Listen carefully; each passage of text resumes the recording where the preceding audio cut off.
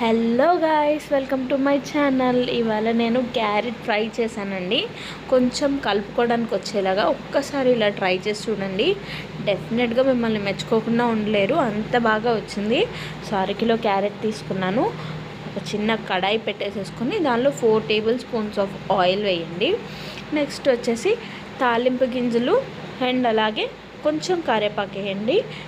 కరివేపాకు వేసేసి light golden brown colour వచ్చేంత వరకు వేయించుకోండి. సో వేగిపోయాక కరివేపాకు కూడా అండ్ నెక్స్ట్ వచ్చేసి క్యారెట్ మొత్తం మన దగ్గర మనం కట్ చేసుకున్న ముక్కలన్నీ సన్నగా అయినా కొంచెం మీడియం సైజులో అయినా పర్లేదు వేసేసి ఒక 10 to 15 minutes పాటు మగ్గనివ్వాలి. లోపు మనం మసాలా తయారు చేసుకుందాం.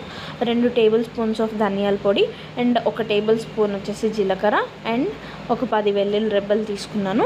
ఇందులో 2 టేబుల్ స్పూన్స్ ఆఫ్ మసాలా కారం, నా దగ్గర మసాలా కారం ఉంది, మసాలా కారం వేసుకున్నానండి. కొంచెం కారం ఎక్కువ కావాలనుకునే వాళ్ళు 2.5 స్పూన్స్ అయినా వేసుకోవచ్చు, నో ప్రాబ్లం. సో మీ దగ్గర ఏ కారం ఉంటే ఆ కారం వేసుకోవచ్చు, పర్టికులర్గా మసాలా కారమే అని ఏం లేదు.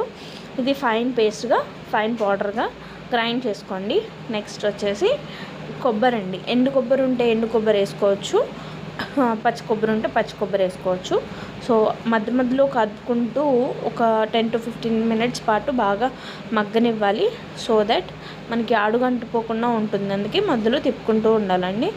సో చూసారు కదా ఎంత బాగా వేగాయో. మనకి ఇలా పట్టుకొని గంటితో అలా అంటే నలిగిపోవాలన్నమాట, అప్పుడే మనకి బాగా ఉడికినట్టు. సో ఆల్మోస్ట్ రెడీ అయిపోయింది క్యారెట్ కూడా. సో ఒకసారి మసాలాలో కొబ్బరి కూడా వేసేద్దాం. కొబ్బరి వేసేసి ఫైన్ పేస్ట్గా గ్రైండ్ చేసుకోండి. నేను ఒక 3/4 కప్పు వరకు కొబ్బరి వేసాను, ఓకేనా. కొబ్బరి వేసి కొంచెం వాటర్ అడ్జస్ట్ చేసుకోండి. నేను ఒక హాఫ్ గ్లాస్ వరకు వేసాను. ఫైన్ పేస్ట్, మరి థిక్ పేస్ట్ లాగా వస్తేనే బాగుంటుంది, ఎక్కువ వాటర్ కలిపేయద్దు. సో ఆ పేస్ట్ అంతా కూడా బాగా క్యారెట్లోకి వేసేసి మనకి ఉడికిపోయింది అన్న తర్వాత వేసేసి బాగా కలిపేసి ఒక 5 minutes పాటు బాగా తిప్పండి.